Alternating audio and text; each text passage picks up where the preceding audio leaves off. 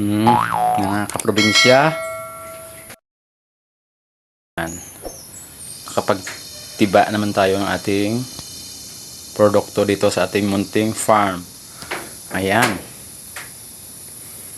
Yan talaga yung tsura nito mga kaprobinsya kapag sa kapag yung malilom yung kinalalagyan niya.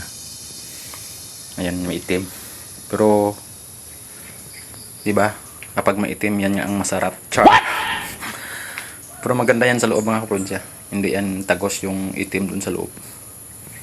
Kasi yung ibang saging yung sa loob, yung parang matigas-tigas na may bukol-bukol sa loob.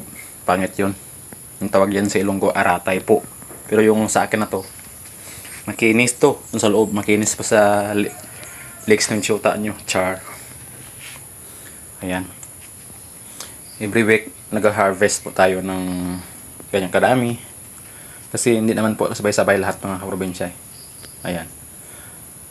Minsan, nasa 10 buwig, 8, ganun, mga 9, ganun lang po mga kaprobinsya.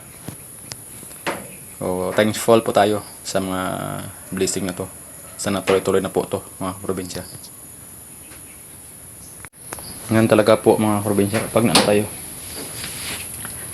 kapag masipag lang tayo dito sa probinsya, hindi agad tayo magugutom po mga probinsya. Kasi marami po tayong pwedeng gawin dito sa ating munting farm kapag masipag lang po tayo. Manood lang po tayo sa mga tips ng ibang mga vlogger po. I'm sure na makakatulong din po sa atin sa pag-farming po mga probinsya. Hindi ko na po na-videohan yung paggapas natin kanina o pagtiba. Kasi wala tayong kasama. Tayo lang po mga probinsya.